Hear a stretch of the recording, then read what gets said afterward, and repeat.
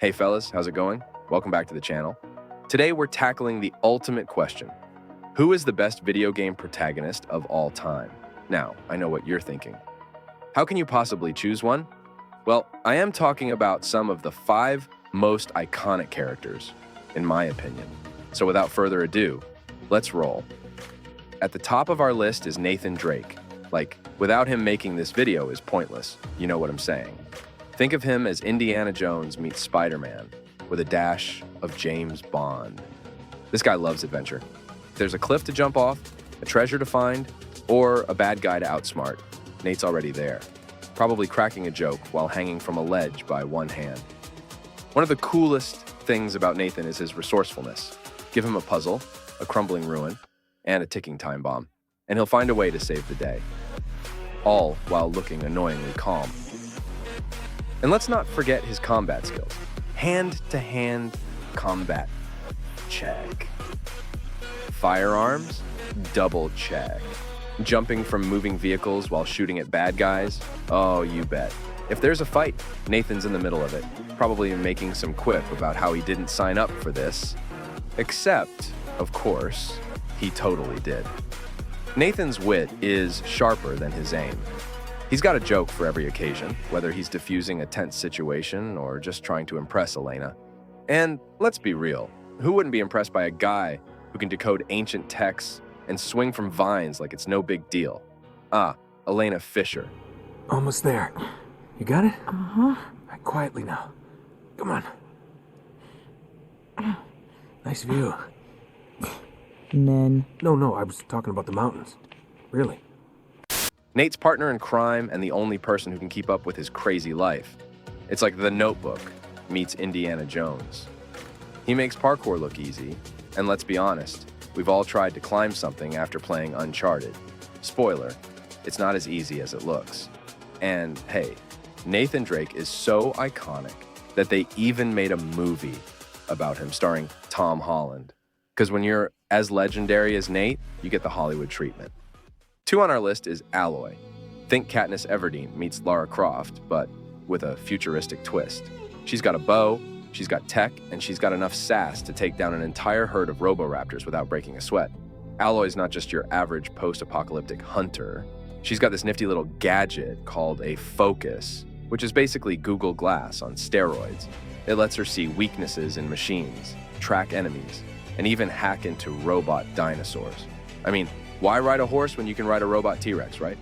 Speaking of robots, let's talk combat. Aloy's got an arsenal that would make Batman jealous. Bows, slings, traps, you name it, she can use it. And she's not just good, she's a one-woman army. Thunderjaws, Stormbirds, giant robot elephants. Aloy, she just don't care. Aloy also got a heart of gold and a knack for helping people. She's basically the post-apocalyptic world's best therapist. Got a problem with murderous robots, family drama, weird cults.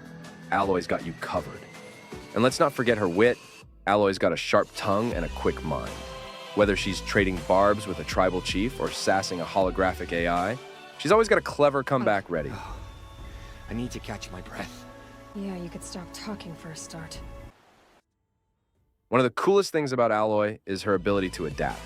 Deserts, forests, snowy mountains, she can handle it all. She's like Bear Grylls, but with better hair and fewer gross food choices. Climbing, swimming, zip lining, there's no terrain too tough for Aloy. Plus, she's a bit of an archaeologist. Aloy's on a quest to uncover the mysteries of the old world, piecing together the past one ancient ruin at a time. Hikaru ordered you to help me. You gonna defy him like that arrogant shit up there?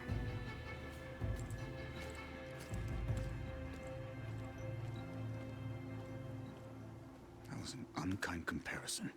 Next up, it's the Grand Master Ezio Auditore da Firenze. Well, he is like Robin Hood, but with more parkour and a lot more hidden blades. This guy can scale buildings faster than most people can climb stairs. If there's a rooftop, he's running across it, and if there's a haystack, he's diving into it. Ezio's not just about flashy moves, though. He's a master of stealth, blending into crowds, disguising himself, and striking from the shadows. Ezio's the original social stealth expert. I mean, who else can sit on a bench and make you question if they're an assassin or just really into people watching? And let's talk about his signature weapon, the hidden blade. It's the Swiss Army knife of the Renaissance. Need to take out a guard? Hidden blade. Need to cut an apple? Hidden blade. It's the ultimate multi-tool, and Ezio wields it like an artist. But Ezio's not just about sneak attacks. He's a beast in combat. Swords, daggers, throwing knives. If it's sharp, he can kill you with it. He's basically the Renaissance version of John Wick, but with more Italian flair and fewer dogs. You get it what I just did there. And let's not forget his charm. Ezio's got more charisma than a dozen dating app profiles combined. Whether he's sweet-talking a noblewoman or making allies with influential figures, his suave personality always shines through. I mean, move over Casanova, right? One of the coolest things about Ezio is his Rolodex of friends. Leonardo da Vinci, personal gadget guy. Machiavelli, drinking buddy. This guy's circle of friends is basically a who's who of the Renaissance. But beneath all the charm and swagger, Ezio's got a deep, serious side. His story is one of loss, revenge, and ultimately, growth. He starts as a carefree nobleman and becomes a wise, seasoned mentor of the Assassin Brotherhood. Do not follow me or anyone else.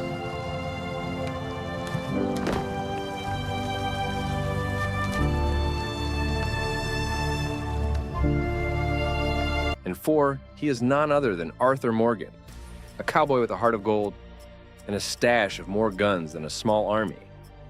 Arthur's the kind of guy who can rob a train, save a puppy, and cook the best campfire stew, all before breakfast. Arthur's not just a tough guy, he's the tough guy. Fistfights, shootouts, bar brawls, you name it. Arthur's done it. And probably walked away with a cool one-liner. He's like Clint Eastwood, but with more dialogue options and a better beard. But Arthur's more than just a gunslinger. He's got a soft spot for his gang, especially the underdogs. Whether he's playing poker, singing songs, or just helping someone with their chores, Arthur's the guy everyone in camp looks up to. Well, except maybe for Micah. But who likes that bitch anyway? And his sense of honor. I mean, sure, he can rob a train, but he's also the guy who will stop to help a stranger with a lame horse. Arthur's got a moral compass that points somewhere between outlaw and good Samaritan, which makes for some interesting choices. Do you help the old lady or rob the stagecoach? Or both? Decisions, decisions. One of Arthur's many talents is living off the land. Hunting, fishing, crafting. And who knew? Arthur's got a poetic side. His journal's filled with sketches, reflections, and musings that reveal a thoughtful, introspective guy beneath that rugged exterior. It's like, "Dear Diary, today I wrestled a bear. It was pretty cool." But let's not forget the scenery. Riding through the gorgeous landscapes of Red Dead Redemption 2 with Arthur is like a virtual vacation. Mountains, rivers, forests. It's a cowboy's paradise. And Arthur's the perfect guide, always ready with a comment about the beauty of the world or the sorry state of his boots. I have the gift. My ancestor. I got a gift right here. I'm going. And last but not least, we have Jin Sakai, part samurai, part ninja, and 100% awesome. This guy can switch from honorable warrior to stealthy ghost faster than you can say, katanas are cool. If there's a scenic view, Jin's riding through it. One of Jin's signature moves is the standoff. Picture this. Jin calmly faces a group of enemies, hand on his sword, waiting for the perfect moment to strike. It's like a samurai version of the Wild West quick draw, but with more cherry blossoms and less tumbleweed. But Jin's not all about face-to-face combat. When the going gets tough, the tough gets sneaky. Jin can slip through the shadows, take out enemies silently, and disappear like a ghost. He's basically Batman, but with slightly less gravelly voice. And let's talk about his arsenal. Swords, bows, kunai. Jin's got it all. He can take down enemies from a distance, or up close and personal, and he makes it look effortless. Meanwhile, I can't even find my controller without knocking something over. And also, Jin knows how to relax. Hot springs, haikus, bamboo strikes. This guy's self-care routine is on point.